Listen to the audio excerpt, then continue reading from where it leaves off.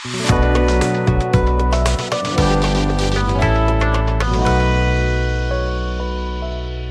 student, studying with YouTube channel. তোমালোকক স্বাগতম জনাইছো। আহাচোন আজি আমি ক্লাছ 7 ইংৰাজীৰ লেসন 1 নেচাৰ এৰাউণ্ড আছ কবিতাটোৰ যেটো কবিতা আছে the wind and the leaves এই কবিতাটোৰ যিখিনি এক্টিভিটি আছে এক্টিভিটিসমূহ আমি আলোচনা কৰোঁ। ইয়াতে এক্টিভিটি 1 কি আছে let's learn what the following words mean in the poem. আহাচোন চাওঁ এই শব্দবোৰে কবিতাটোত কি অৰ্থ বুজাইছে। ব্ৰুক মানে এ স্মল ট্ৰিম এটা সৰু নদী। পুট অন মানে ৱেৰ মানে পিন্ধা। ফেয়াৰৱেল এণ্ড অকেজন হুৱেন চামৱান চেজ গুড বাই। ফেয়াৰৱেল মানে এটা অনুষ্ঠান য'ত নেকি কাৰোবাক বিদায় দিয়া হয়।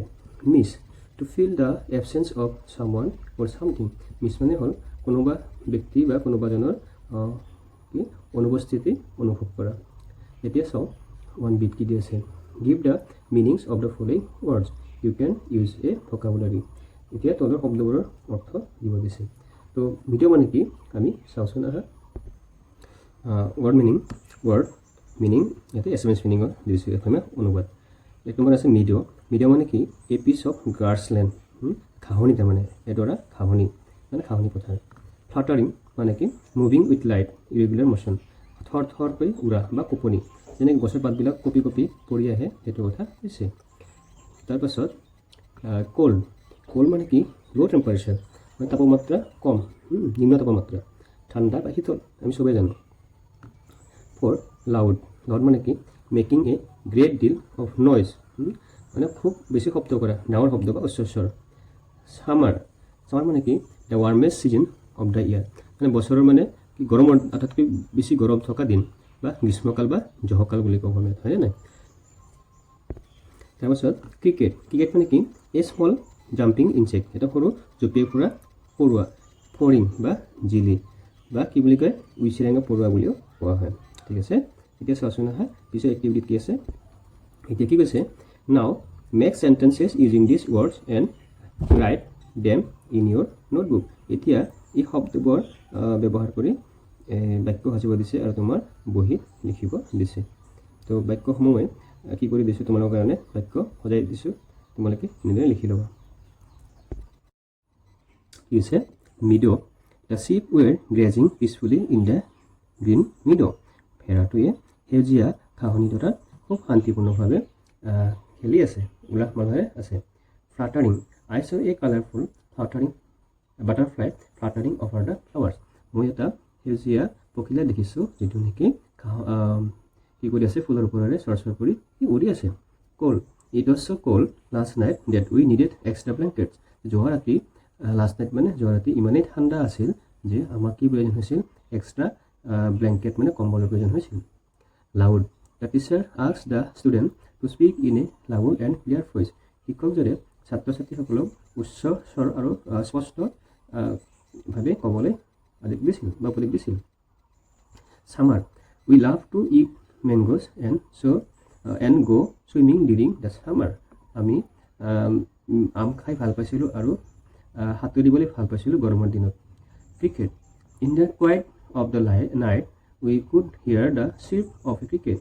আমি নিস্তব্ধ ৰাতিত এটা উইচিৰিঙা পৰুৱাৰ চিৰ্প শব্দ শুনিবলৈ পাওঁ। এতিয়া চাওঁচোন পিছৰ এক্টিভিটিত কি আছে। কি কৈছে 1C read the poem and find the words that are similar in meaning to the following words। কবিতাটো পঢ়িব দিছে আৰু তলৰ শব্দবোৰৰ একে অৰ্থ বুজোৱা শব্দ লিখিব দিছে। আহচোন আমি লিখি চাওঁ একে অৰ্থ বুজোৱা শব্দ চিনোনিমছ পায়।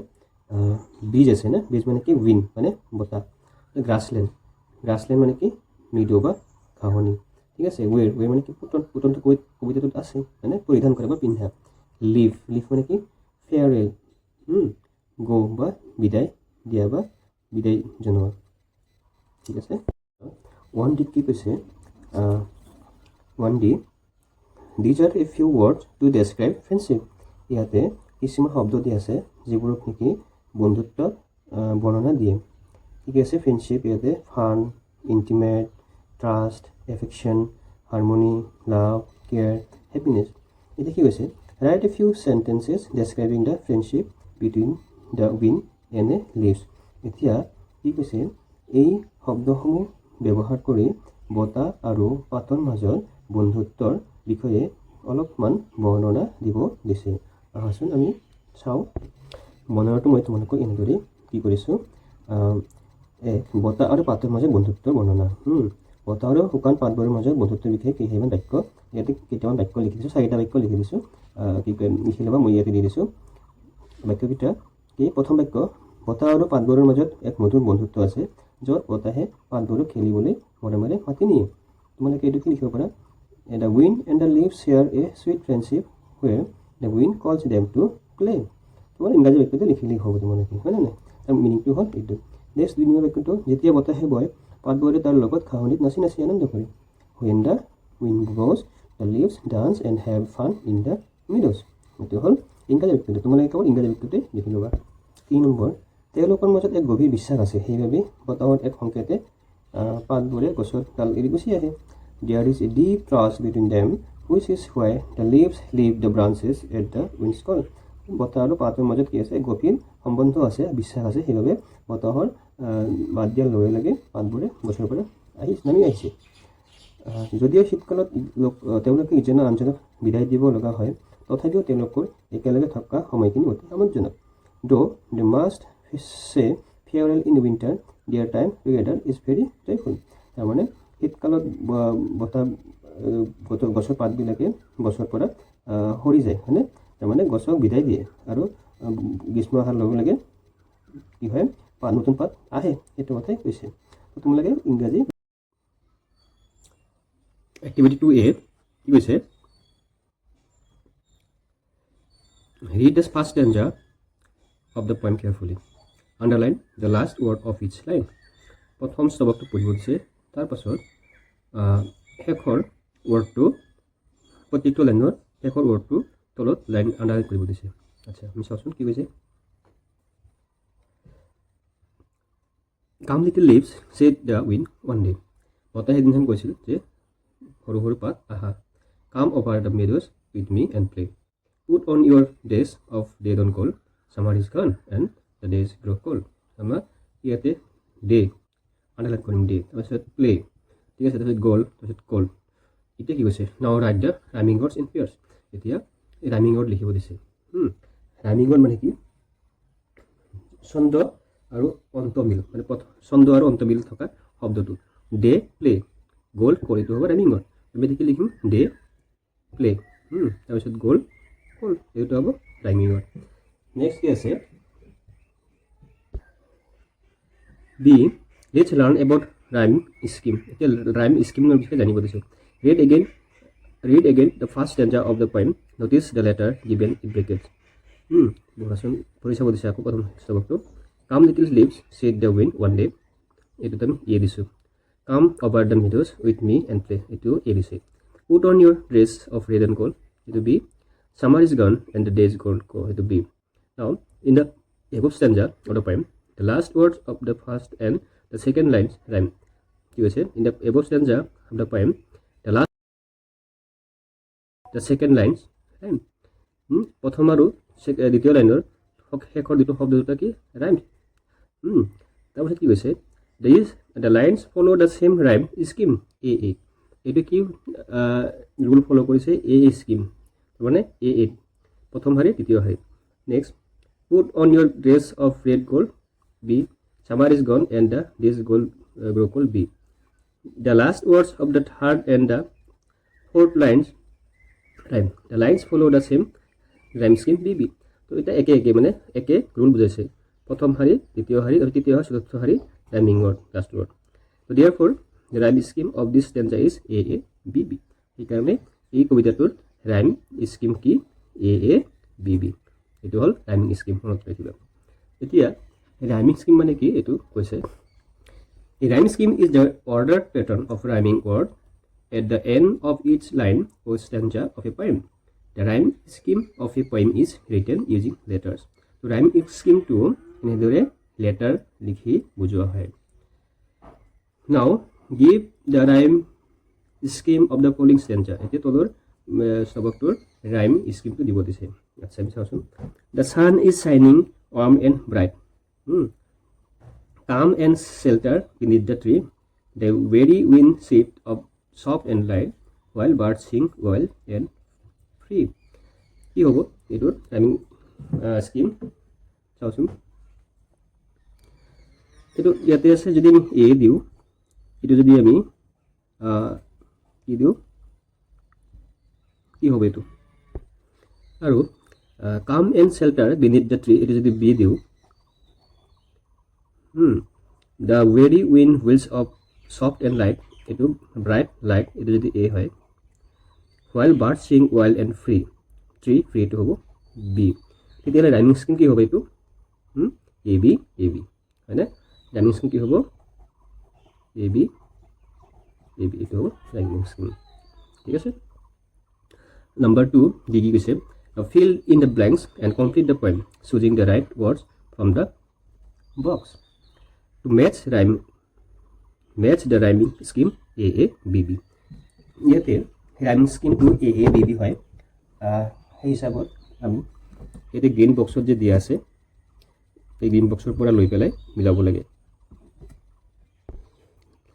কি আছে ৰাইমিং স্কিমটো কি হ'ব লাগিব এ বি হ'ব লাগিব আচ্ছা যদি আমি এইটো এ হয় প্ৰথমটো দ্বিতীয়টো কি আছে বীজ কি হ'ব ৰাইমিং ৱৰ্ড ট্ৰিজ হ'ব হয়নে নাই তেতিয়া ট্ৰিজ হ'ব কি হ'ব trees T R double E S trees তাৰপাছত এইটো এ হ'ল তেতিয়া ইয়াত টাইমিং ৱৰ্ড ইয়াতে আছে এইটো এ হ'ব তেতিয়াহ'লে লিভছ এণ্ড উইন ট্ৰিল অভাৰ ইয়াতে থ্ৰিলছ আছে থ্ৰিলছ হ'লে কি হ'ব ইয়াতে হিলছ এইটো কি হ'ব হিলছ এইচ আই ডাবল এছ তো এইটো হ'ল এ এইটো এইটো বি হ'লে এইটো বি এইটো কি হ'ল তেতিয়াহ'লে এ বি ৰাইমিং স্কিম মনত ৰাখিবা পৰীক্ষাত আহিব পাৰে এই ধৰণৰ প্ৰশ্ন আহে ঠিক আছে এতিয়া কি হৈছে let's see how much we have understood এতিয়া চাওঁচোন আমি পাঠটো কিমান বুজি পাইছোঁ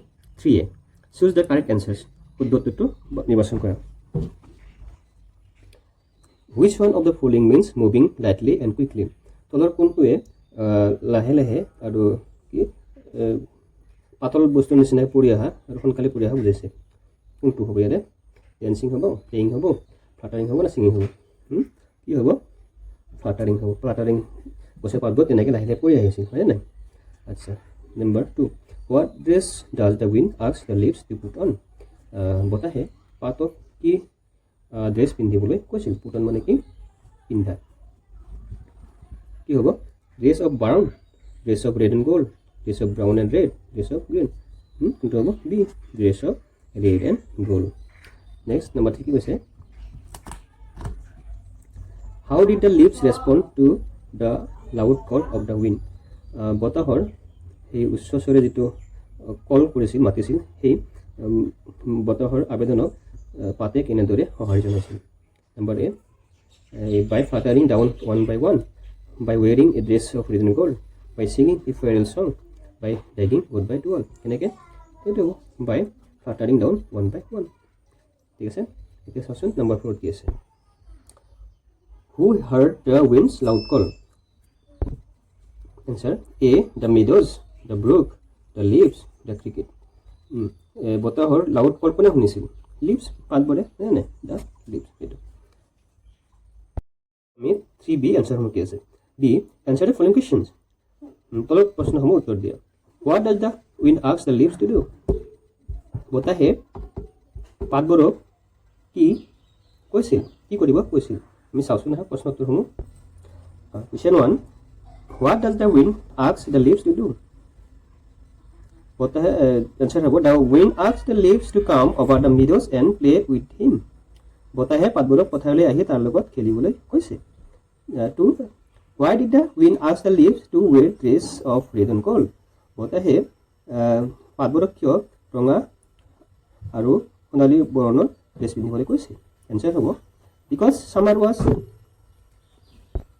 ঠিক আছে why did the wind ask the leaves to wear dress of red and gold answer হ'ব because summer was over and the leaves change their colour to red and gold during autumn কাৰণ summer গৰমৰ দিন গুচি গ'ল ঠাণ্ডা কি হ'ল summer was over and leaves change their colour to red and gold কাৰণ জহাকাল শেষ হৈছিল আৰু শৰৎকালত পাতৰ ৰং ৰঙা আৰু সোণালী হৈ পৰে answer 3 give the movement words used for the leaves in the poem leaves বস্তুটোৱে কি বুজাইছে তাৰ মুভমেণ্ট ৱৰ্ড দিব দিছে শব্দ দিব দিছে এনচাৰ কি ফ্লাটাৰিং ডান্স ফ্লিউ এণ্ড শ্বাইনিং কি কবিতাত ব্যৱহাৰ কৰা লৰচৰ বুজোৱা শব্দবোৰ হ'ল ফ্লাটাৰিং ডান্স ফ্লিউ আৰু singing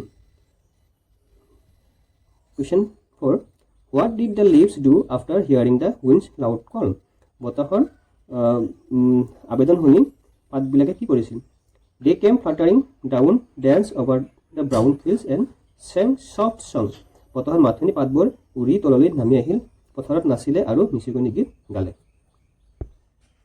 question 5 what season is mentioned in the poem কবিতাত কোনটো সিজনৰ কথা উল্লেখ আছে summer is mentioned as passing implying the arrival of autumn winter কবিতাত গ্ৰীষ্মকালৰ কথা উল্লেখ কৰা হৈছে যেটো শেষ হৈছে question 6 which line in the poem indicates the passing of summer কোনটো লাইনে গৰমৰ দিন শেষ হোৱা বুজাইছে summer is gone and the days grow cold summer is gone and the days grow cold এই শাৰীটোৱে গ্ৰীষ্মকাল শেষ হোৱাটো বুজাইছে তো তোমালোকে প্ৰশ্নসমূহ উত্তৰ কেইটা জানিলা এতিয়া চাওঁচোন এক্টিভিটি 4 কি কি আছে এক্টিভিটি 4 কি হৈছে read the following line from the poem তলৰ লাইনসমূহ পঢ়িব দিছে come little leaves said the wind one day here the poet has given human equalities to the wind and the leaves and has made them human-like this is known as personification now read the poem again and write down the line here the activities of the wind and the leaves resemble human action তাৰমানে কবিতাটোত কি কৈছে পাতক মানুহৰ কি দিছে প্ৰকৃতি দিছে মানুহৰ ৰূপ দিছে মানুহৰ চৰিত্ৰ প্ৰদান কৰিছে তো এনেকুৱা কিছুমান বস্তু যেতিয়া নেকি আমি মানুহৰ নিচিনা চৰিত্ৰ প্ৰদান কৰোঁ তেতিয়া তাক কি বুলি কয় পাৰ্চনিফিকেশ্যন বুলি কয় ঠিক আছে এতিয়া তোমাক কবিতাটো আকৌ পঢ়িব দিছে আৰু কবিতাটোৰ পৰা বেলেগ পাৰ্চনিফিকেশ্যন ৱৰ্ড লিখিব দিছে ঠিক আছে এতিয়া চাওঁচোন আমি কি আছে পৰে পাৰ্চনিফিকেশ্যন মানে মানৱীকৰণ personification is when an author gives human-like qualities to non-human things in this poem the wind and leaves act like people lines from the poem that resemble human actions are come over the meadows with me and play বতাহে পাতবোৰে খেলিবলৈ নিমন্ত্ৰণ জনাইছে হয়নে তাৰপাছত কি আছে singing the soft little songs they knew পাতবোৰে গান গাইছে এতিয়া পাতবোৰে গান গোৱাৰ কথা কৈছে নে মানুহে যেনে গান গায় পাতবোৰে যেন গান গাইছে 3 cricket goodbye we have been friends so long পাতবোৰে ক্ৰিকেটক বিদায় দিছে ইয়াতে next say you are sorry to see us go পাতবোৰে সৰু জুৰিটোক দুখ প্ৰকাশ কৰিবলৈ কৈছে ইয়াতে গ্ৰুপ মানে সৰু নিজৰাটোক যেন দুখ প্ৰকাশ কৰে সিহঁতে গৈছে বাবে সেইটো কথা কৈছে তো এনেদৰে কবিয়ে পাতসমূহ কি কৈছে মানুহৰ নিচিনা চৰিত্ৰ প্ৰদান কৰিছে এতিয়া চাওঁ যে পাছৰ এক্টিভিটি কি আছে ঠিক আছে 4b কি কৈছে চাওঁ You have already learned about alliteration in your previous class. There are some alliterations in the poem, the wind and the leaves. Find them and write below. কি কৈছে তোমালোকে alliteration সম্পৰ্কে আগৰ ক্লাছত মানে আগৰ শ্ৰেণীত ক্লাছ 6ত পাই আহিছে There are some alliterations in the poem. ইয়াতে কবিতাত কিছুমান alliteration দিয়া আছে the wind and the leaves এই কবিতাটোত now find them and write below আৰু সেই alliteration বোৰ এতিয়া বাছি তুমি লিখিব লাগে আসুন চাও কি কি আছে alliteration বিলাক alliteration মানে হল অনুপ্ৰাস বা অলংকাৰ বুলি কয় অসমীয়াত alliteration is the repetition of the same consonant sound at the beginning of words that are close together alliteration মানে হল বাক্য এটা আৰম্ভণিৰ আগৰ যিকেইটা ৱৰ্ড থাকে সেই ৱৰ্ডৰ একে একে কনসনেন্ট সাউন্ডৰ উচ্চাৰণৰ পুনৰাবৃত্তি বুলি কোৱা হয় তো আমি চাওঁচোন ইয়াতে উদাহৰণ হিচাপে কি আছে এক্সাম্পলছ ফ্ৰম দ্য পয়েম কবিতাটোৰ পৰা উদাহৰণ আছে soon as the leaves hear the wind's loud call repetition of the s sound in soon and as এই লাইনটোত soon not s আছে তাৰপাছত আকৌ এজত s ৰ ৰিপিটেশন আছে হয়নে তো ইয়াক কি বুলি কয় alliteration বুলি কয় আৰু কি আছে L sound in leaves and loud, ঠিক তেনেদৰে এলৰ উচ্চাৰণ লিভ আৰু লাউডত আছে, লিভ এণ্ড লাউড। তো এই লেটাৰবিলাকৰ কনচনেণ্ট লেটাৰবিলাকৰ পুনৰাবৃত্তিক কি বুলি কয়? এলিটাৰেশ্যন বা অনুপ্ৰাস বুলি কয়। নেক্সট চাওঁ কি আছে, singing the soft little song. ইয়াত কি কি আছে? ইয়াত কি কি ৰিপিট হৈছে? ছিংগিঙত এছ ৰিপিট হৈছে, ছফ্ট তাৰপিছত ছং, এই ৱৰ্ডকেইটাত এছটো বাৰে বাৰে ব্যৱহাৰ হৈছে। Repetition of the S sound in singing soft sounds, এইসমূহ কি বুলি কয়? ইংৰাজীত এলিটাৰেশ্যন বুলি কয়, মনত ৰাখিব। এলিটাৰেশ্যন বুলিলে কি বুজা? এনেধৰণৰ প্ৰশ্ন কিন্তু এইবাৰ আহিব পাৰে, বা এলিটাৰেশ্যনৰ উদাহৰণ দিয়া। ঠিক আছে, এতিয়া চাওঁ 5 নম্বৰ এক্টিভিটিত কি আছে। 5 নম্বৰত কি কৈছে? Read the following expression from the poem. কবিতাটোৰ পৰা তলৰ এক্সপ্ৰেছনসমূহ পঢ়িব দিছে। Put on your dress of red and gold.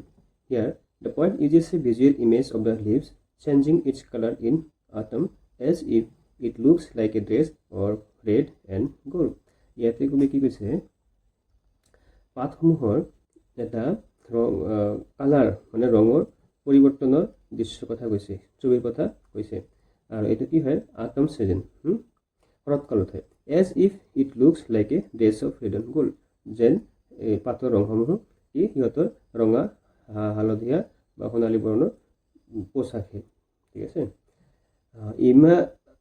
ইমাজেৰী is a literary device that uses vivid description to create a picture or an image in the reader's mind by describing how something looks, sounds, smells, tastes or feels. কি কোৱা হয়? কাল্পনিক চৰিত্ৰ বা কাল্পনিক কি কৰা হয়? এটা সাহিত্যিক অলংকাৰ হয়, য'ত নেকি কবিয়ে কি কৰে? পাঠকৰ মনত এটা কাল্পনিক চৰিত্ৰৰ ৰূপ প্ৰদান কৰে আৰু বস্তু এটা কি কৰে? বৰ্ণনা দিয়ে। বস্তুটো শব্দ বা দেখাত কেনেকুৱা, গন্ধ বা সোৱাদ, অনুভৱ, এই ধৰণৰ কি কৰে? বস্তুৰ বৰ্ণনা দিয়ে। এতিয়া চাওঁ কি কৈছে।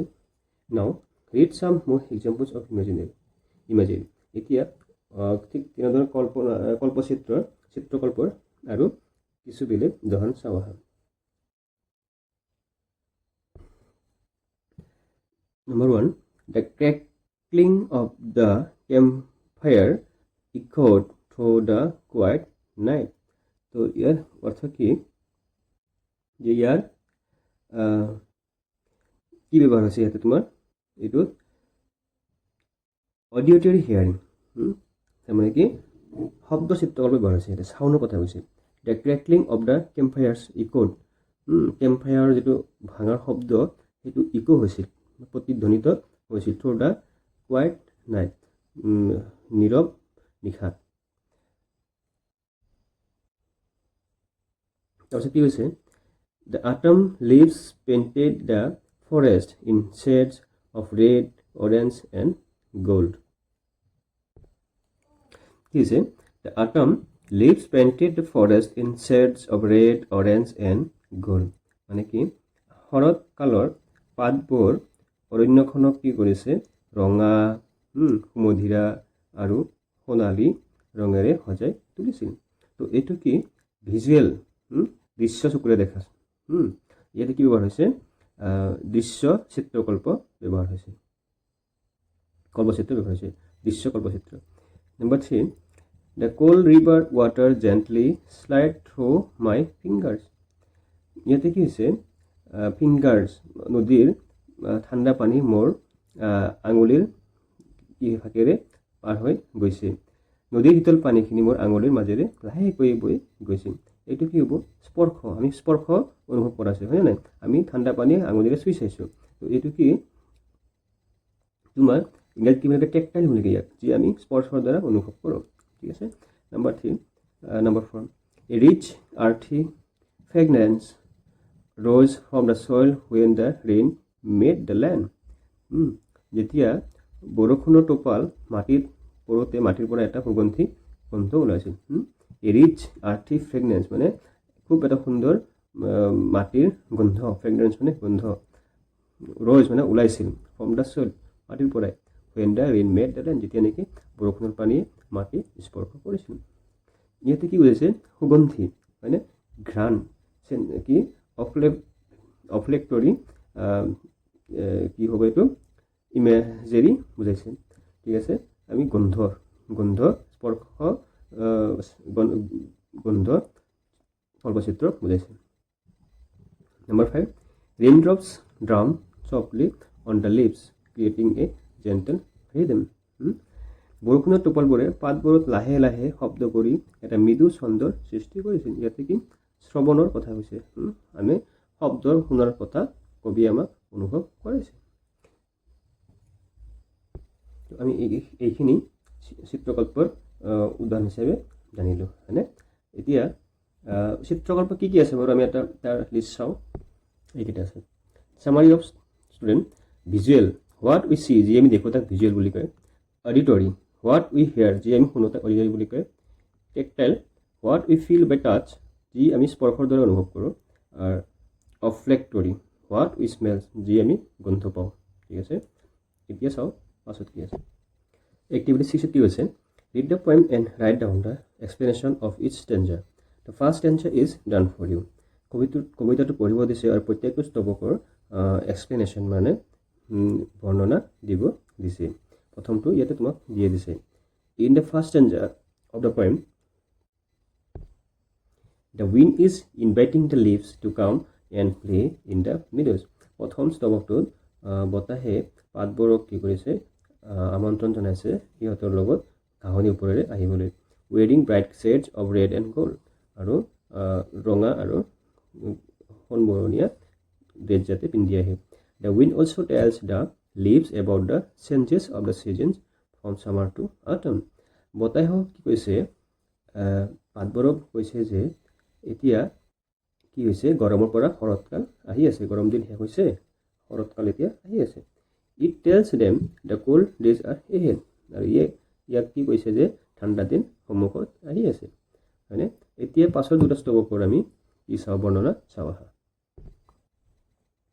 Explanation of the second stanza দ্বিতীয় স্তবকৰ ব্যাখ্যা in the second stanza the leaves respond to the wind's call immediately They come down from the trees, fluttering and dancing over the brown fields. As they fly through the air, they seem to be singing soft little songs, enjoying their journey and freedom. কি কৈছে অসমীয়া অনুবাদ দ্বিতীয় স্তবকটোত পাতবোৰে লগে লগে বতাহৰ আপোনাক সঁহাৰি দিয়ে ইহঁত গছৰ পৰা সৰহকৈ উৰি নামি আহে আৰু মুগা ৰঙৰ পথাৰখনত নাচি ফুৰে বতাহত উৰি ফুৰোতে সিহঁতে যেন নিচুকনি গীত গাইছে আৰু নিজৰ যাত্ৰা তথা স্বাধীনতা উপভোগ কৰিছে তেনে লাগিল এতিয়া হ'ল দ্বিতীয় স্তবকটোৰ ব্যাখ্যা এতিয়া চাওঁ তৃতীয় স্তবকৰ ব্যাখ্যাটো explanation of the third stanza কি হৈছে in the final stanza the leaves say goodbye to their friends অন্তিমটো স্তবকত পাতবোৰে কি হৈছে তাৰ বন্ধুক গুড বাই কৈছে বিদায় দিছে they bade farewell to the cricket home they have known for a long time and the little brook মানে নদী stream the leaves acknowledge that they will be missed and they ask the stream to sing a farewell sound for them as they move away with the wind ঠিক আছে অন্তিম স্তবকটোত পাতবোৰে সিহঁতৰ বন্ধুসকলক বিদায় দিয়ে সিহঁত বহুদিনীয়া চিনাকি ক্ৰিকেট মানে জিলি বা বিচেৰেঙা পৰুৱা আৰু সৰু জুৰিটিক বিদায় জনাইছে পাতবোৰে জানে যে সিহঁত গুচি যোৱাৰ পিছত সকলোৱে সিহঁতক মনত পেলাব সেয়েহে সিহঁতে বতাহৰ লগত উৰি যাওঁতে জুৰিটিক এটা বিদায় গীত গাবলৈ অনুৰোধ কৰিছে ঠিক আছে এইখিনি হ'ল এক্টিভিটি 6 এতিয়া আমি চাওঁ এক্টিভিটি 7ত কি আছে এক্টিভিটি 7 কৈছে the wind and the leaves is a poem that tells us the beauty of seasonal changes in nature. However, nature is not only about beauty, it is also facing serious threats. We see nature in danger around us through rapid decline in many natural species, loss of biodiversity, and the impact of climate change. Let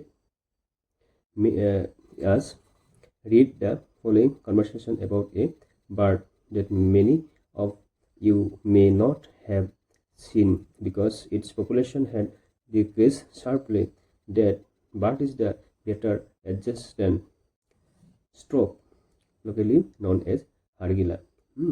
কি কৈছে ইয়াতে তোমাৰ কৈছে আমি দিনে দেখি আহিছোঁ যে আমাৰ পৰিৱেশসমূহ পৰিৱৰ্তন হৈ আছে মানে আগত কি আছিল বৰ্তমান কি আছিল তাৰ সম্পূৰ্ণ মানে কি হৈ আছে পৰিৱেশবিলাক আমাৰ বাতাবৰণ জলবায়ু পৰিৱৰ্তন হৈ আছে কি হৈছে বতাহ আৰু পাতবোৰ যিটো কবিতা আছে এই পাতবোৰে কি কৈছে আমাৰ যে প্ৰকৃতিৰ ঋতু পৰিৱৰ্তনৰ কথা কৈছে কি হৈছে অৱশ্যে প্ৰকৃতি কেৱল সৌন্দৰ্যৰ বিষয়ে নহয় ই বৰ্তমানৰ কি এটা গুৰুতৰ ভাবুকিৰ সন্মুখীন হৈছে আমাৰ চৌপাশে বহুতো প্ৰাকৃতিক প্ৰজাতিৰ দ্ৰুতভাৱে কি হৈছে কমি গৈছে হ্ৰাস হৈছে জৈৱ বৈচিত্ৰতাৰ বিনাশ আৰু জলবায়ু পৰিৱৰ্তনৰ প্ৰভাৱৰ ফলত প্ৰকৃতি বিপদাপন্ন হোৱা আমি দেখিবলৈ পাওঁ আহাচোন আমি এটি চৰাইৰ বিষয়ে কি কৰোঁ এটা কথোপকথন পঢ়োঁ যিটো নেকি তোমালোকে বহুতো হয়তো দেখা নাই কাৰণ ইয়াৰ সংখ্যা অতি দ্ৰুত কমি গৈছে আৰু সেই চৰাইটোৰ নাম হ'ল কি গ্ৰেটাৰ এজুষ্টেণ্ট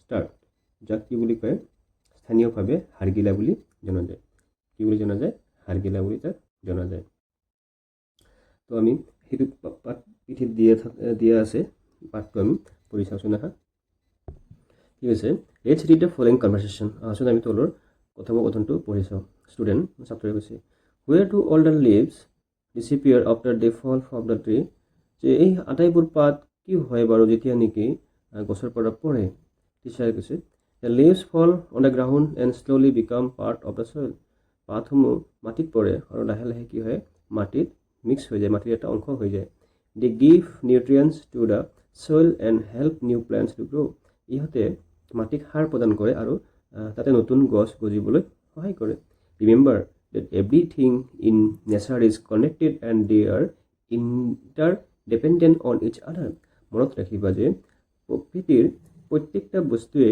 এটাৰ লগত আনটো কি হৈছে জড়িত হৈ আছে আৰু প্ৰত্যেকটোৱে কি কৰে প্ৰত্যক্ষ পৰোক্ষভাৱে এটাই আনটোৰ ওপৰত নিৰ্ভৰ কৰি থাকে ষ্টুডেণ্টে কৈছে does that mean that if we harm one part of nature we harm others too তেতিয়াহ'লে ইয়াৰ অৰ্থ এইটোৱেই নেকি যে যদি আমি প্ৰকৃতিৰ কোনো এটা অংশৰ ক্ষতি কৰোঁ তেতিয়াহ'লে আমি অন্যান্য জীৱ জন্তুসমূহৰ ক্ষতি কৰিছোঁ ক'ৰবাত নহয় ক'ৰবাত এতিয়া টিচাৰে কি কৈছে চাওঁ আহা তোমালোকে জানানে এইটো কিহৰ ছবি এইটো বিলুপ্ত প্ৰায় হাড়গিলাৰ ছবি এটা হয়নে তোমালোকে দেখিছা নেকি আগতে বহুত আছিল আজিকালি নায়েই হয়নে এইবোৰ কি হৈছে বিলুপ্ত হৈ গৈছে আচ্ছা চাওঁ সেইটো কি হৈছে টিচাৰ য়েছ ডেফিনেটলি যে হয় নিশ্চিতভাৱে you know' many species of animals have become extinct from our planet forever like the dinosaurs যে তোমালোকে জানা যে বহুতো প্ৰজাতিৰ প্ৰাণী সম্পূৰ্ণভাৱে আমাৰ গ্ৰহৰ পৰা কি হৈ গৈছে নিশেষ হৈ গৈছে ধ্বংস হৈ গৈছে বিলুপ্ত হৈ গৈছে today some other species are also' in danger of disappearing আজি কি হৈছে অন্যান্য কিছুমান প্ৰজাতিও তাৰ সেই একেই পথত আহি আছে মানে বিলুপ্ত প্ৰায় অৱস্থাত আছে for example the number of greater adjutant stork উদাহৰণ হিচাপে এইটো ডাঙৰ হাড়গিলা যিটো এই হাড়গিলাটো তাৰ এটা উদাহৰণ পপুলাৰলি নন এজ হাড়গিলা is decreasing day by day due to various reason ইয়াৰ কাৰণ হ'ল বিভিন্ন কাৰণত কি হৈছে এইবিলাক নোহোৱা হৈ গৈছে so' we must work to protect this endangered species সেইকাৰণে এইসমূহ ৰক্ষা কৰিবলৈ আমি সকলোৱে কি হ'ব লাগে সচেতন হ'ব লাগে বা কাম কৰিব লাগে এই হাড়গিলাসমূহৰ নোহোৱা হোৱাৰ এটা কাৰণ মানে মই মোৰ অভিজ্ঞতাৰ পৰা কওঁ বাস্তৱ মানে অভিজ্ঞতা আমাৰ ঘৰৰ ওচৰতে ঘৰৰ লগৰ ঘৰত ডাঙৰ এটা গছ আছিলে কি গছ আছিল শিমলু গছ আছিলে এই শিমলু গছত কি আছিল প্ৰত্যেক বছৰে মানে বাৰমাহে থাকিছিল এই হাড়গিলাসমূহ আছিল তাতে কি কৰিছিল পোৱালি জগাইছিল কি কৰিছিল আৰু তাৰপাছত কি দেখিছিলোঁ কিছুমান চিকাৰী আহিছিল গাঁৱৰে গাঁৱৰ নহয় বেলেগ গাঁৱৰ পৰা আমাৰ ট্ৰাইব আহিছিল কিছুমান তেওঁলোকে চিকাৰো কৰে পশু পক্ষী চিকাৰ কৰি কি কৰিছিল তেতিয়া আমি সৰু আছিলে বহুত মনত আছে কথাবিলাক তেতিয়া এই সংখ্যা বহুত আছিল তাৰপাছত বহুত ডাঙৰলৈকে দেখি আছিলোঁ কিন্তু মাজতে কি হ'ল শিমলু গছটো নোহোৱাৰ ফলত এতিয়া এইটো আৰু দেখা পোৱা নাযায় এইটো তো কি হ'ল আমি শিমলু গছটো নোহোৱা কৰিলোঁ বা আমি নিজে এইবিলাক চিকাৰ কৰি এইসমূহ কি কৰি দিলোঁ বিলুপ্ত প্ৰায় অৱস্থালৈ লৈ গ'লোঁ তো সেইকাৰণে আমি কি কৰিব লগা হৈছে যেনেদৰে ডাইন'ছৰ্ছবোৰ পৃথিৱীৰ পৰা নিশেষ হৈ গৈছে ডাইন'ছৰৰ নিচিনাকৈ বহুতো প্ৰাণী নিশেষ হোৱাৰ পথত আছে তাৰ বাবে আমি কি কৰিব লাগে এতিয়া সজাগ হোৱাৰ প্ৰয়োজন হৈছে এইটো কথাই বুজাইছে ষ্টুডেণ্টে কৈছে really that is so' sad হয় এইটো খুবেই দুখৰ কথা হয়নে teacher yes that's unfortunate indeed হয় এইটো আচলতে খুবেই মানে কি কথা দুৰৱস্থাৰ কথা হয় না আনফৰ্চুনেট দুৰ্ভাগ্যৰ কথা student what can we do to protect the greater adjutant stork তেতিয়াহ'লে আমি এই হাড়গিলাসমূহক ৰক্ষা কৰিবলৈ কি কৰিব পাৰোঁ বাৰু teacher we can help save them by protecting their habitat by not destroying nature তো মই যে অলপ আগতে ক'লোঁ যে আমাৰ ঘৰৰ ওচৰত শিমলু গছত ইয়াৰ বাস আছিলে তো এইটো কি হ'ল হেবিটেট মানে ইয়াৰ ঘৰসমূহ এই থকাৰ ঘৰসমূহ আমি যদি ধ্বংস নকৰোঁ তেতিয়াহ'লে ইয়াত থাকিব পাৰিব হয়নে নাই ইয়াৰ ঘৰবোৰকে যদি আমি ভাঙি দিওঁ য'ত থাকে প্ৰকৃতিৰ ডাঙৰ ডাঙৰ গছবিলাক তেতিয়াহ'লে ক'ত থাকিব বাৰু we must try to maintain the balance in nature আমি প্ৰকৃতিৰ ভাৰসাম্যতা ৰক্ষা কৰিবৰ কাৰণে চেষ্টা কৰিব লাগিব natural harmony that keeps the environment healthy natural প্ৰকৃতিৰ কি যিটো কি আছে the natural harmony that keeps the environment healthy প্ৰকৃতিৰ যিটো বৈচিত্ৰ্যময়তা সেই বৈচিত্ৰ্যময়তাই আমাৰ পৰিৱেশক কি কৰে হেল্ডি কৰে স্বাস্থ্যৱান কৰি তোলে this state of balance is known as ecological balance ইয়াকে কি বুলি কয় প্ৰকৃতিৰ ভাৰসাম্যতা বুলি কয় পাৰিপাৰ্শ্বিকতাৰ ভাৰসাম্যতা বুলি কয় student I would like to know more about ecological balance and the endangered species. মই ছাত্ৰই কৈছে ছাৰ মই ইক'লজিকেল বেলেঞ্চ আৰু এনডেঞ্জাৰ্ড স্পেচিছৰ বিষয়ে অলপ অধিক জানিব বিচাৰোঁ টিচাৰে কৈছে গ্ৰেট ঠিক আছে ভাল কথা you can visit the library sometime তুমি লাইব্ৰেৰীলৈ আহিব পাৰা কেতিয়াবা you will find many interesting books there তুমি তাত বিভিন্ন ধৰণৰ কিতাপ পাবা ষ্টুডেণ্ট কৈছে is there any book of the greater adjutant stork in the library তো এই হাড়গিলাৰ বিষয়ে লাইব্ৰেৰীত কিবা কিতাপ আছেনে টিচাৰ কৈছে য়েছ দেয়াৰ ইজ তাত আছে ষ্টুডেণ্ট কৈছে থেংক ইউ মেডাম যে ধন্যবাদ মেডাম ঠিক আছে ষ্টুডেণ্টে কি কৈছে থেংক ইউ মেডাম যে ধন্যবাদ মেডাম তো তোমালোকে গল্পটো নিশ্চয় পঢ়ি গম পাইছা যে আমি প্ৰকৃতিক কি কৰিব লাগে ৰক্ষা কৰিব লাগে নহ'লে প্ৰকৃতিয়ে আমাক ৰক্ষা কৰিব নোৱাৰে বা হয় নাই আমি যদি প্ৰকৃতিক ব্যাঘাত দিওঁ বা ব্যাঘাত জন্ম তেতিয়াহ'লে আমিও কি হ'ম ব্যাঘাতপ্ৰাপ্ত হ'ম এতিয়া চাওঁচোন ইয়াৰ পাছত কি কৈছে এক্টিভিটি 7B কি কৈছে A student visited the library and found an interesting book on the greater adjacent stock. ছাত্ৰসকলে লাইব্ৰেৰীলৈ গৈছিলে পুথিভঁৰাললৈ গৈছিলে আৰু তাত এটা হাড়গিলাৰ বিষয়ে খুব ইণ্টাৰেষ্টিং কিতাপ পালে Here is a page from the book that the student read.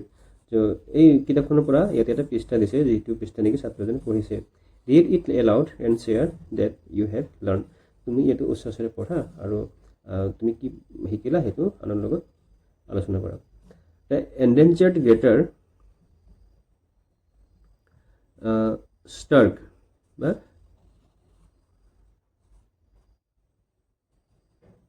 the endangered greater adjacent stork is known to breed only in Cambodia and the Indian state of Assam.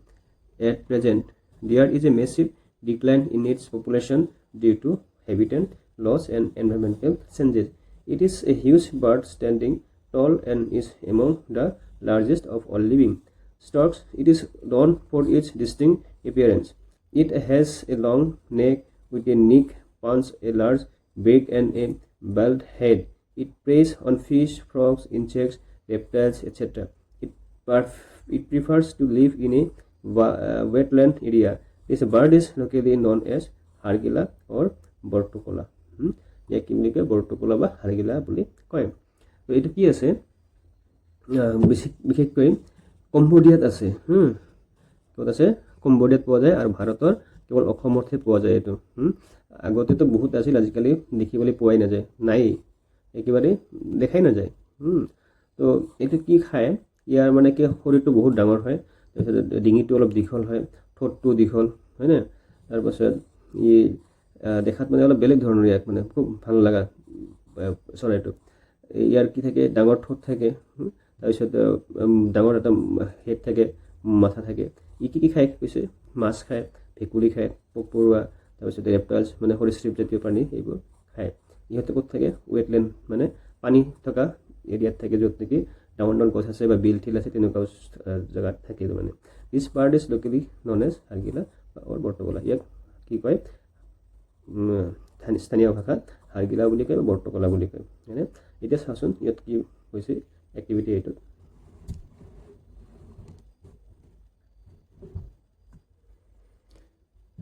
Activity 8. Sit in pairs. Choose any one of the following topics and discuss with your partner.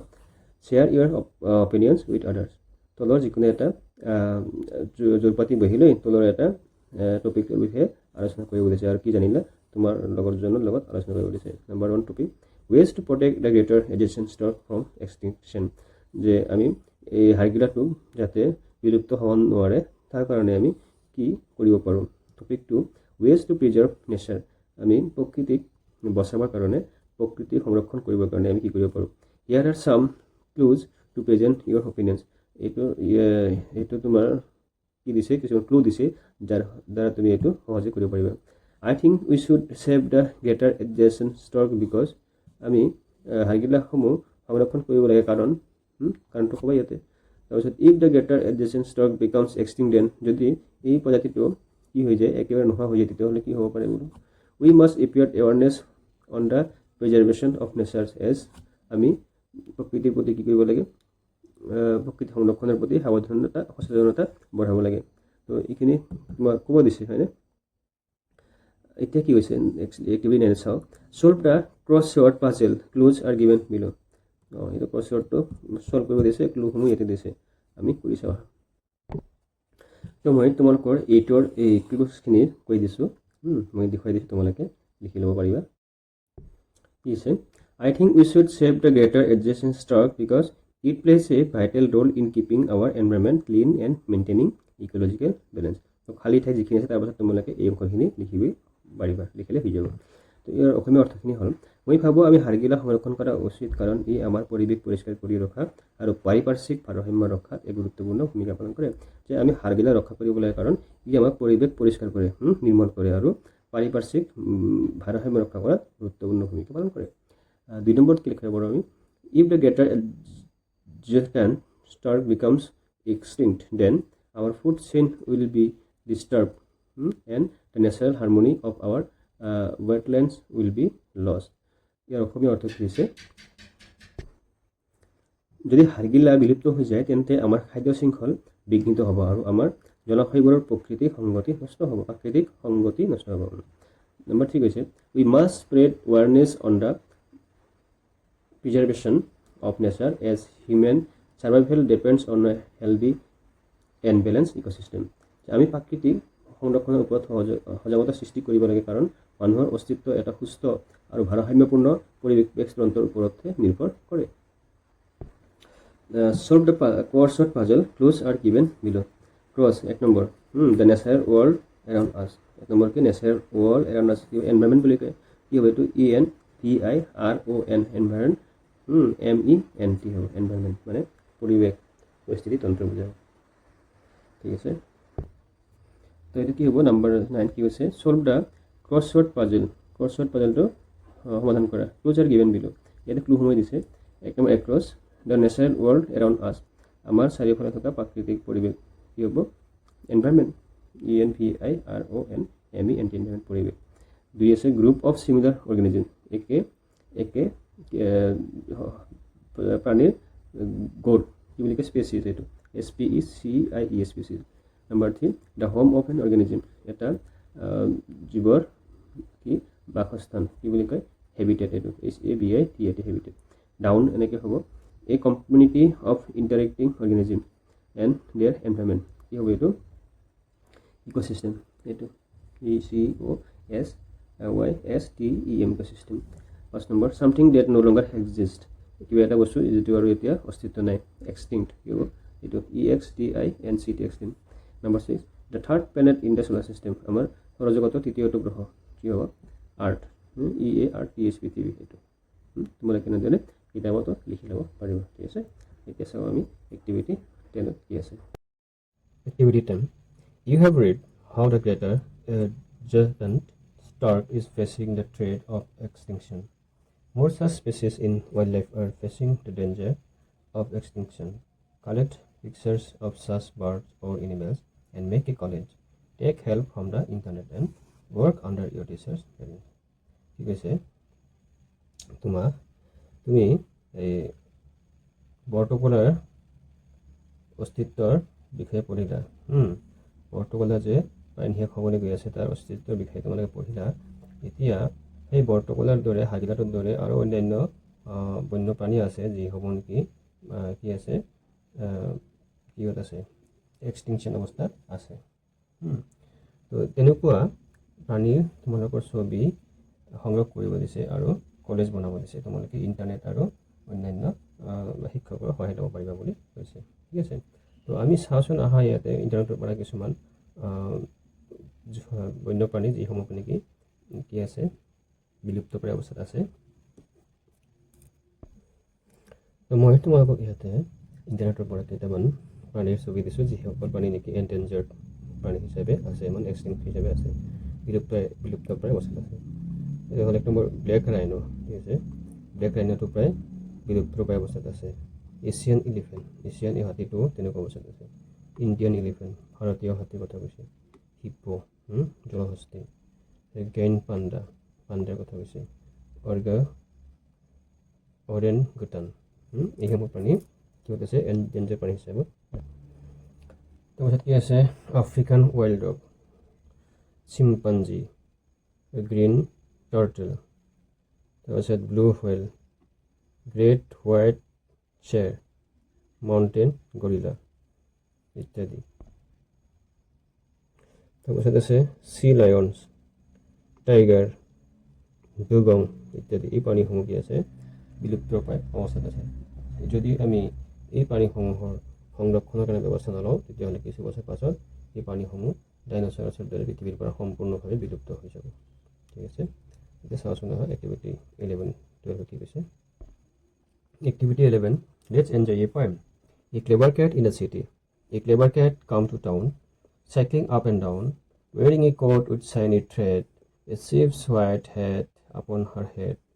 She sniffed the air and gave a grin. I am pure effect when I bake and spin. She mixed the dough in circles wide, with cookie tins all side by side. She stared and trailed at STD specs, a happy look upon her face.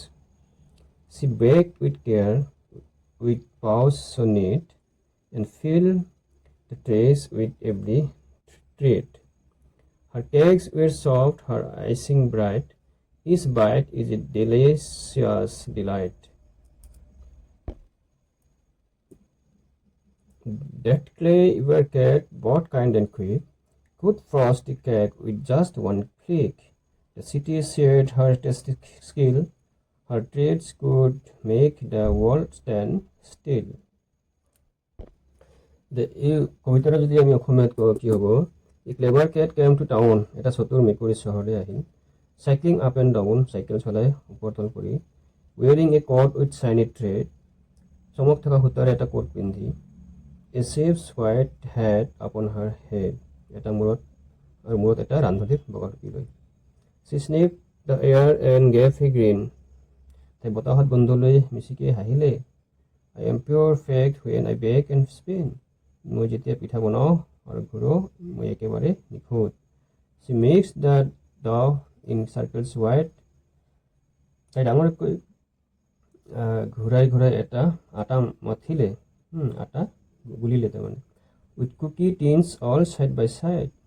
কাষত বিস্কুটৰ টেমাৰ শাৰী শাৰী থৈ দিছে She stared and trailed at STD space. তাই এটা স্থিৰ গতিত লৰচৰ কৰি ঘূৰি দিলে A happy look upon her face. কি হৈছে তাৰ মুখত সুখী এটা ভাৱ লৈ পেলাই She baked with care, with paws so neat. তাই অতি সাৱধানেৰে আৰু পৰিপাটি থাবা দি পিঠা শিকিলে আৰু কি হৈছে and filled the trays with every treat. আৰু প্ৰতিটো পাত্ৰতে সোৱাদযুক্ত উপহাৰেৰে ভৰাই পেলালে Her cakes were soft. Her cakes were soft. তাইৰ কেকসমূহ কি খুবেই নৰম Her icing bright. আইচিংবোৰ উজ্জ্বল আছিল। Each bite is a delicious delight, প্ৰতিটো কামোৰেই আছিল এক তৃপ্তিদায়ক সোৱাদ। ডেট ক্লে ইবাৰ কেট বট কাইণ্ড এণ্ড কুইক, সেই চতুৰ মেকুৰীজনী একেলগে দয়ালু আৰু খৰতকীয়া আছিল। Put fast a cake with just one flick, মাত্ৰ এটা আঙুলিৰ টিপতে তাই কেকটো সজাই তুলিব পাৰিছিল। The city shared her tasty skill, her treats could make the world stand still, চহৰখনে তাইৰ সোৱাদযুক্ত নিপুণতাক আদৰিলে আৰু তাইৰ হাতৰ পৰশে পৃথিৱীখনক থমকাই দিব পাৰিলে।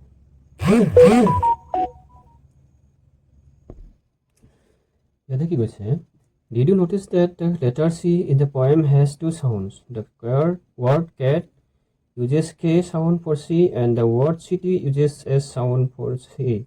Its pronunciation depends on the next letters of the words.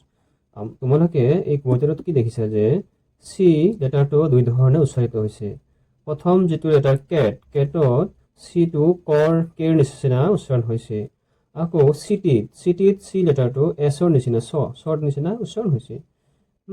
তো এইটো কিহৰ ওপৰত ডিপেণ্ড কৰে, তলত কৈছে letter C produces S sound if it is followed by the letters E I or Y. For example city S is followed by I, this S sound is known as the soft C sound.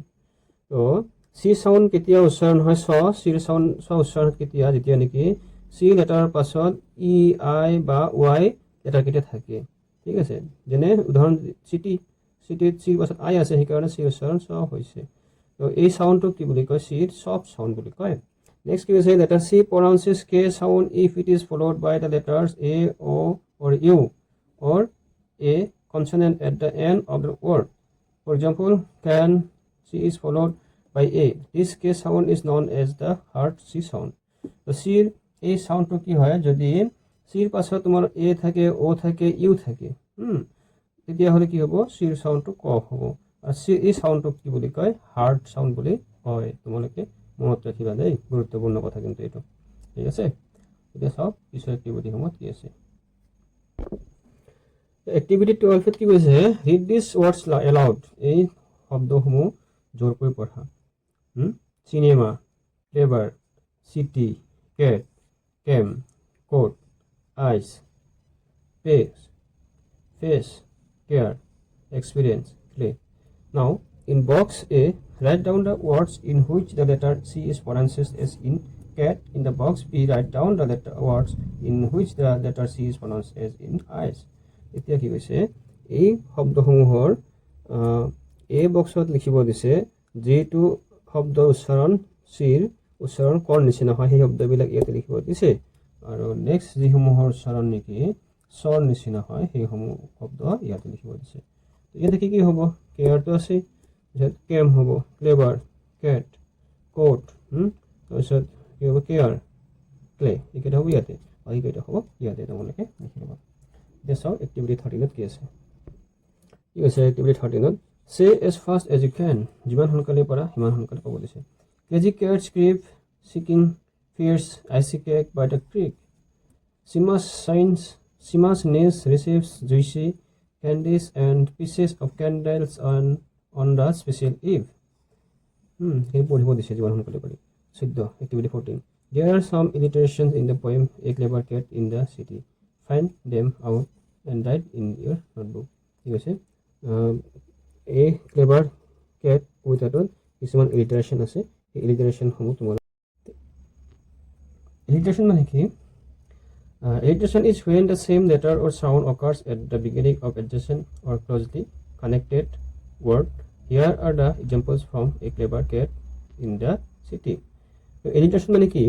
কিছুমান লেটাৰৰ পুনৰাবৃত্তি হোৱা, এটা বাক্যত শব্দসমূহৰ প্ৰথম লেটাৰসমূহৰ পুনৰাবৃত্তি হোৱা, যেনে ক্লেভাৰ কেট came, crying caught, cookie skins, clever cat, could post a cake. তো এইকেইটা হ'ল এই ক্লেভাৰ কেট কবিতাটোৰ এলিটাৰেশ্যন। ঠিক আছে, তোমালোকে মনত ৰাখিবা। তো এলিটাৰেশ্যন মানে কি তোমালোকে নিশ্চয় গম পালা এতিয়া, হয় না? এতিয়া চাওক এক্টিভিটি 15ত কি আছে।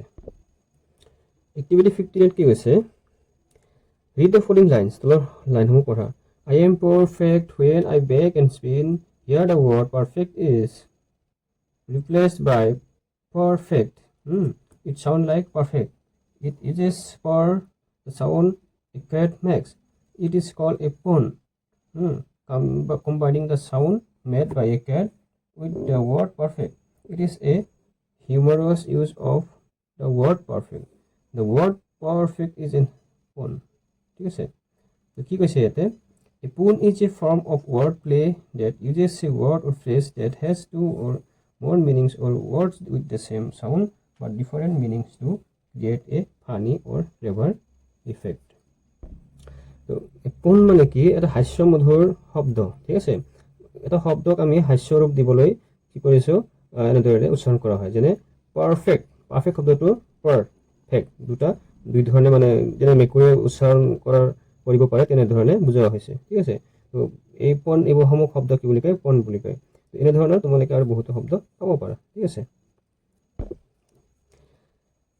read a few more examples of puns. কিছুমান বেলেগ আৰু এনেকুৱা শব্দ বহুৱা। An ambassador is an honest man who lies around about for the good of his country. Be present to win the present. The shore is a stable animal. A bicycle can stand on its own because it is too tired. তো এই ইয়াতে কি কৈছে, আকৌ এটা কিহৰ কথা যে এম্বেচাডাৰ, এইটো আমি কোন হিচাপে কি কৰিব পাৰোঁ? এম্বেচাডাৰ। ঠিক আছে, প্ৰেজেণ্ট, ষ্টেবল, টু টায়াৰ্ড, বহুত মানে কি হৈছে? ভাগৰুৱা। এনেধৰণৰ শব্দ তোমালোকে আৰু পাবা। ঠিক আছে, এইসমূহ তোমালোকে মনত ৰাখিবা, পৰীক্ষাত আহিব পাৰে পোন শব্দ ভাগ পায়। এক্টিভিটি 16 কি কৈছে? ৰিড দ্য ফলোইং ৱৰ্ডছ, তথা শব্দসমূহ পঢ়া।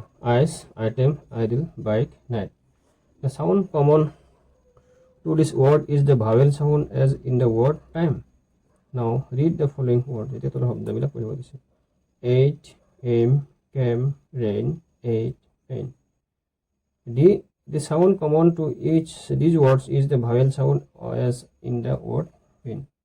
ইয়াতে কি হৈছে? পেইনৰ নিচিনাকৈ ভাৱেল চাউণ্ডৰ উচ্চাৰণ হৈছে। এক্টিভিটি 16 কি হৈছে? Read the following words in the box, তলৰ বাকচত থকা শব্দসমূহ পঢ়া। Bright, age, time, aim, game, same, sigh, gain, light, হাই। এতিয়া কি কৈছে?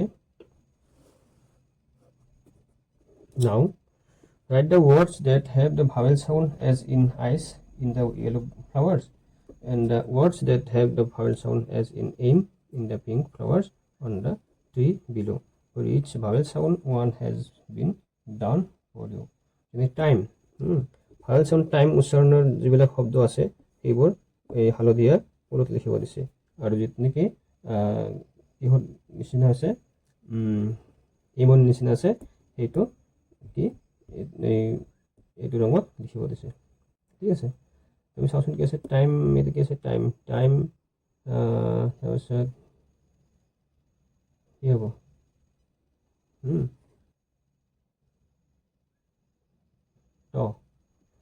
টাইম আই ওচৰত আই আহিছে।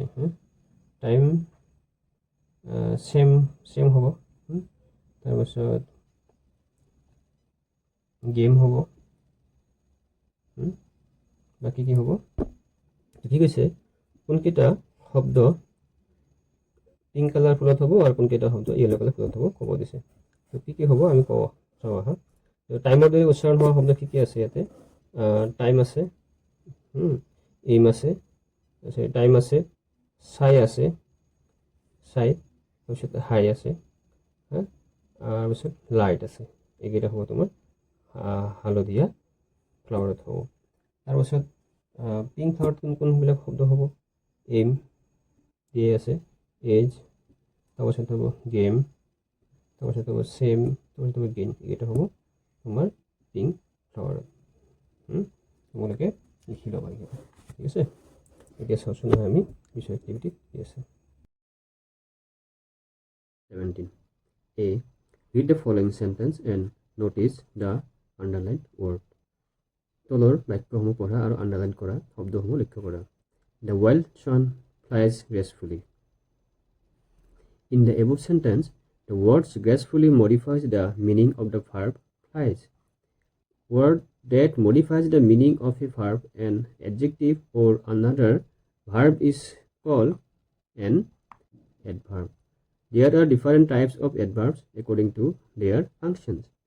Now let's learn the following types of adverbs with examples.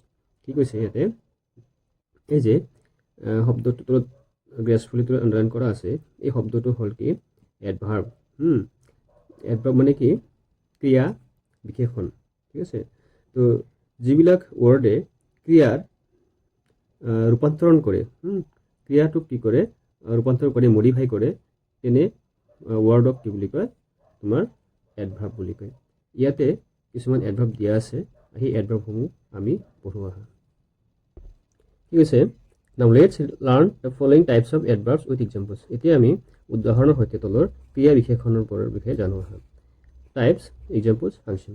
Adverb of manner. Adverb of manner কাক কয় উদাহৰণ হিচাপে কৈছে she dresses beautifully.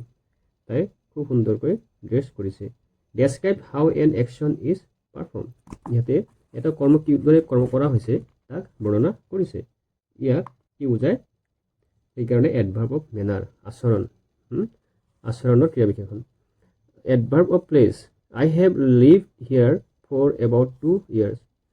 এটো কি উদাহৰণ দিছে হয়নে Describes where an action happens. ইয়াতে কি বুজাইছে কামটো ক'ত ঘটিছে তাক বুজাইছে সেইকাৰণে ইয়াক কি বুলি কৈছে প্লেচ adverb of place ঠাই Adverb of time সময় She will be here soon. তাই ইয়াতে খুব সোনকালে আহিব Describes when an action happens. ইয়াতে কি বৰ্ণনা কৰিছে কামটো কেতিয়া হ'ব সেই সময়ৰ কথা উল্লেখ কৰিছে তো এনেকুৱা সময়ত উল্লেখ থাকিলে সেইটো কি হয় adverb of time হয় Adverb of frequency.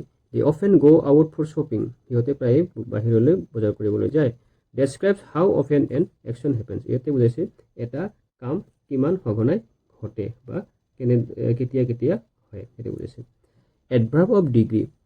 It is quite hot today. আজি একেবাৰে বহুত গৰম তাৰমানে Describes the intensity or degree of action. ইয়াতে এটা বস্তুৰ কি বুজাইছে পৰিমাণ বা তীব্ৰতা বুজাইছে তো এই সমূহ হ'ল adverb of type ঠিক আছে মনত ৰাখিবা Adverb of manner, adverb of place, adverb of time, adverb of frequency, adverb of degree পৰীক্ষাত কিন্তু আহে মনত ৰাখিবা তাই মেট্ৰিকলৈকে এইবিলাক আহে ইয়াৰ উদাহৰণসমূহ চাবা এতিয়া চাও এক্টিভিটি 17 ত কি আছে Activity 17B. Read the following table. Some examples of different types of adverbs are given.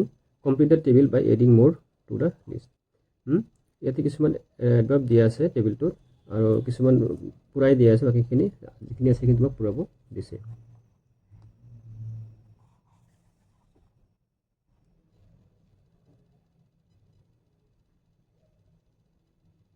কি আছে 17B adverb of time Adverb of time কি আছে ago before now Adverb of place ঠাইৰ down there anywhere everywhere Adverb of manner truly loudly beautifully Adverbs of degree any almost fully Adverb of frequency often once again ইত্যাদি তো ইয়াতে আমি আৰু কি কি সংযোগ কৰিব পাৰো Adverb of time ক্ষেত্ৰত ago before now তাৰপাছত কি লিখিব পাৰো আমি today that day yesterday ইত্যাদি আমি ইয়াতে কি কৰিব পাৰো এড কৰিব পাৰো সময়ৰ কথা উল্লেখ থাকে মানে হয় নাই তাৰপাছত ইয়াতে কি উল্লেখ কৰিব পাৰো লিখিব পাৰো adverbs of place ভিতৰত down there everywhere দিয়া আছে তাৰপাছত outside inside ইত্যাদি আমি লিখিব পাৰো left side right side হয় নাই front ইত্যাদি তাৰপাছত adverbs of manner truly loudly beautifully দিয়া আছে slowly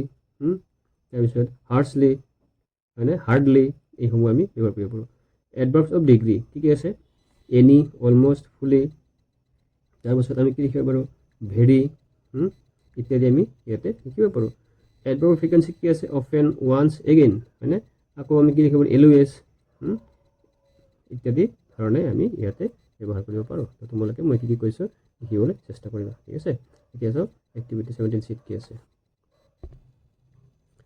17C read the sentences given below Identify and write the type of adverb used in each sentence. তলৰ বাক্যসমূহ পঢ়িব দিছে আৰু বাক্যসমূহত যে ক্ৰিয়া বিশেষণ আছে সেই ক্ৰিয়া বিশেষণসমূহ প্ৰকাৰ লিখিব দিছে এক নম্বৰ কি আছে The boy practices his speech regularly ল'ৰাটোৱে তাৰ ভাষণ কি কৰে নিয়মিতভাৱে অনুশীলন কৰিছিল এইটো কি হ'ব এডভাৰ্ব অফ ফ্ৰিকুৱেঞ্চি নিয়মিতভাৱে ৰেগুলাৰলি চ' এইটো ফ্ৰিকুৱেঞ্চি হ'ব এডভাৰ্ব অফ ফ্ৰিকুৱেঞ্চি লিখিবা তোমালোকে নেক্সট দ্য ফোন কেপ ৰিঙিং কনষ্টেণ্টলি এইটো কি হ'ব ফোনটো একেৰাহে বাজি আছিল এইটো এডভাৰ্ব অফ মেনাৰ হ'ব নেক্সট আছে নম্বৰ 3 মই এই কাহিনীটো আগতে শুনিছোঁ কি হ'ব এইটো এডভাৰ্ব অফ টাইম আগতে শুনিছোঁ বিফৰ আছে ন I have read this story before মই এই কাহিনীটো আগতে শুনিছোঁ এইটো কি হ'ব adverb of time number 4 I was quite sure মই সম্পূৰ্ণ নিশ্চিত আছিলোঁ এইটো adverb of degree number 5 the people have gone out মানুহবোৰ বাহিৰলৈ ওলাই গৈছে এইটো কি হ'ব adverb of place here number 6 he responded quickly তেওঁ খুব সোনকালেই উত্তৰ দিছিল এইটো কি হ'ব এডভাৰ্ব অফ মেনাৰ তেনেকৈ তোমালোকে মই কি কৈছোঁ লগে লগে লিখি ল'বা ঠিক আছে নেক্সট কি আছে 18ত চাওঁ 18a read the following sentence তলৰ বাক্যটো পঢ়া আই লাভ মেংগোজ মই আম ভাল পাওঁ এতিয়া ছাবজেক্ট হ'ল আই ভাৰ্ব হ'ল লাভ আৰু অবজেক্ট হ'ল মেংগোজ হয়নে did you notice the structure of the verb of sentence তুমি এই ওপৰৰ বাক্যটোৰ গঠনটো লক্ষ্য কৰিছানে it is frame in SVO structure এইটো SVO গঠনত আছে ঠিক আছে SVO subject verb object which is the basic structure of sentence যিটো নেকি এটা বাক্যৰ কি মানে প্ৰথম মূল কি গঠন এটা বাক্যৰ কি মূল গঠন হ'ল এইটো ঠিক আছে apart from this there are different types of sentences structure ইয়াৰ বাহিৰেও আৰু বেলেগ বেলেগ ধৰণৰ বাক্যৰ গঠনো আছে let's learn another structure that is subject verb adverbials SVS structure আহচোন আমি আৰু এটা বেলেগ গঠন চাওঁ যিটো হ'ল ছাবজেক্ট ভাৰ্ব আৰু adverbials now read and notice the following sentences structure এতিয়া তলৰখিনি পঢ়া আৰু কি কৰোঁ লক্ষ্য কৰা হয় subject verb adverbial we got late in the evening I will stay in a hotel we drives very carefully এইখিনি হ'ল এডভাৰ্বিয়েল হয়নে বাকীখিনি হ'ল কি এইটো হ'ল ছাবজেক্ট এইটো হ'ল ভাৰ্ব নেক্সট হৈছে চাওঁ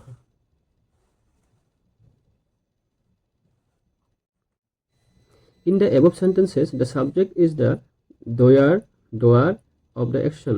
The verb is the action word and the adverbial tells us something extra about an action, happening or state as described by the rest of a sentence.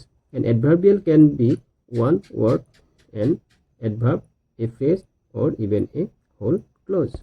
কি কৈছে যে এটা adverbial কি হ'ব পাৰে এটা মাত্ৰ শব্দ হ'ব পাৰে যিটো নেকি এটা adverb বা এটা ফ্ৰেজ হ'ব পাৰে বাক্য খণ্ড বা খণ্ড বাক্য বা এটা ক্লোজ হ'ব পাৰে ঠিক আছে যে ইয়াতে এডভাৰ্বিয়েল এইখিনি কি কৈছে ইয়াতে এটা সম্পূৰ্ণ কি ক্লোজে আছে ইয়াতে হয়নে নাই তো ইন কি কৈছে চাওঁ in sentence 1 late in the evening is time adverbial এইটো কি টাইম এডভাৰ্বিয়েল হয় in sentence 2 in a hotel is place adverbial এইটো প্লেচ এডভাৰ্বিয়েল হয় in sentence 3 very carefully is manner adverbial এইটো হ'ল মেনাৰ এডভাৰ্বিয়েল নেক্সট 18 বিট কি কৈছে চাওঁ Read the following sentences and underline the adverbial phrases. তলৰ বাক্যসমূহ পঢ়া আৰু adverbial phraseসমূহ কি কৰা underline কৰা কি কৈছে The flowers bloom at the break of dawn. ইয়াতে কি হ'ব adverbial phrase কোনটো হ'ব break of dawn এইটো at the break of dawn এইটো adverbial phrase. Number 2 The cat sat under the old wooden table. এইটো কি হ'ব under the old wooden table হ'ব adverbial. Next, কি কৈছে she crossed the road in a very careful manner. ইয়াতে কি হ'ব in a very careful manner এইটো হ'ব adverbial in a very careful manner. Number 4 we ran down the hill as fast as we could. ইয়াতে কি হ'ব as fast as we could এইটো হ'ব adverbial. Next আছে the children are playing in the park. এতে কি হ'ব in the park হ'ব adverbial. I will see you in the morning. মই তোমাক ৰাতিপুৱা দেখা পাম ইয়াতে in the morning হ'ব adverbial.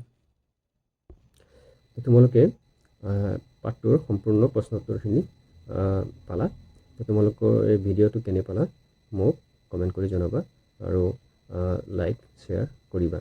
যদি ভাল লাগিছে শ্বেয়াৰ কৰি দিবা আৰু যদি মোৰ চেনেলত নতুনকৈ আহিছা তেতিয়াহ'লে চেনেলটো ছাবস্ক্ৰাইব কৰি দিবা। ঠিক আছে, কিয়নো ইয়াতে মই অন্যান্য ভিডিঅ'সমূহো দি থাকিম তোমালোকৰ বাবে। ভিডিঅ'টো চোৱাৰ বাবে অশেষ ধন্যবাদ। Thank U.